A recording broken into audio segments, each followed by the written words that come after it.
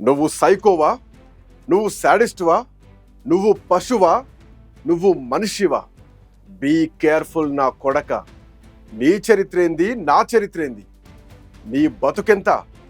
కడుపులో కత్తులు పెట్టుకొని కావలించుకునే గుణం నీది. నిన్ను ఊరికే వదిలిపెట్టను. ఇది మల్కాజ్గిరి ఎంపీ ఈటల రాజేందర్ ఉగ్ర రూపం. ఈ ఆగ్రహం ఎవరి మీదనో కాదు, సొంత పార్టీలోనే తన ప్రత్యర్థి మీద. కేంద్ర స్థాయిలో పదవి అనుభవిస్తున్న ఆ నాయకుడిని ఉద్దేశించి ఈటెల రాజేందర్ ఘాటు విమర్శలు చేశారు. హుజురాబాద్ నియోజకవర్గం నుంచి పెద్ద ఎత్తున మల్కాజ్గిరి నియోజకవర్గం పరిధిలోని షమీర్పేట్లో ఈటెల నివాసానికి బీజేపీ కార్యకర్తలు భారీగా చేరుకున్నారు. వారంతా ఈటెలకు సంఘీభావం ప్రకటించారు. ఇటీవల కేంద్ర మంత్రి బండి సంజయ్ హుజురాబాద్లో పర్యటించి ఈటెలపై పరోక్షంగా విమర్శలు చేశారు. ఆ విమర్శల నేపథ్యంలోనే ఈ సమావేశం ఏర్పాటైంది.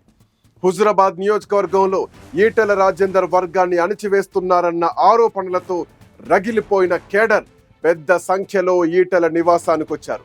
తాడో పేడో తేల్చుకోవాలని ఈటెలపై ఒత్తిడి తెచ్చారు.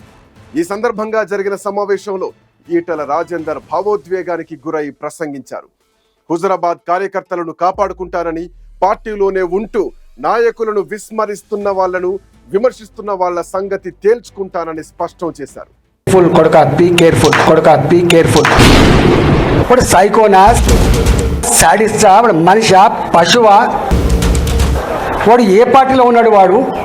వాడు ఎవరి అండతో ఆ ధైర్యం చేస్తున్నాడు? వాడిని ఎంచుకోవాలి. కానీ బీ కేర్ఫుల్ కొడుక, బీ కేర్ఫుల్. మేము శత్రువుతో కొట్లాడతాం కానీ కడుపుల కత్తులు పెట్టుకొని కావలించుకునే సంస్కృతి మా రక్తం లేదు కొడుక, నా రక్తం లేదు. ఇవాళ మీరు ఎవడెవడు సోషల్ మీడియాలో పెడుతున్నారో, ఏమేమి రెచ్చగొడుతున్నారో, ఏమేమి చేస్తున్నారో మొత్తం పైకి పంపించే ప్రయత్నం చేస్తా. నేను అనుకుంటున్నా సంస్కారం ఉందని, సభ్యత ఉందని ఇట్లాంటి వాటిని అరికడతానని చెప్పి భావిస్తున్నా. అరికట్టకపోతే నష్టపోయేది ఎవరో అర్థం చేసుకోండి. మీరు నష్టం మాకు కాదు, మాకేం తక్కువ ఉంది? అసలు మీరు ఎవరు? అసలు నీ శక్తి ఏంది? నీ యుక్తి ఏంది? నీ చరిత్ర ఏంది? మా చరిత్ర ఏందిరా?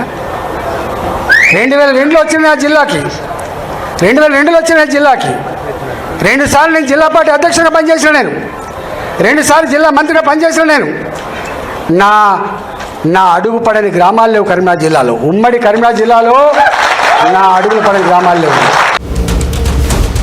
ఉమ్మడి కరీంనగర్ జిల్లాలో నేను కరీంనగర్లో ఉంటే పొద్దున ఉదయం పొయ్యి ముట్టిస్తే రాత్రి 12 గంటలకు కూడా ఆ పొయ్యి ఆరిపోయేది కాదు. ఒక్క హుజురాబాదు, ఒక కమలాపూర్ వచ్చిన వాళ్ళు కాదు బిడ్డ, మొత్తం కరీంనగర్ జిల్లా మొత్తం వచ్చేది.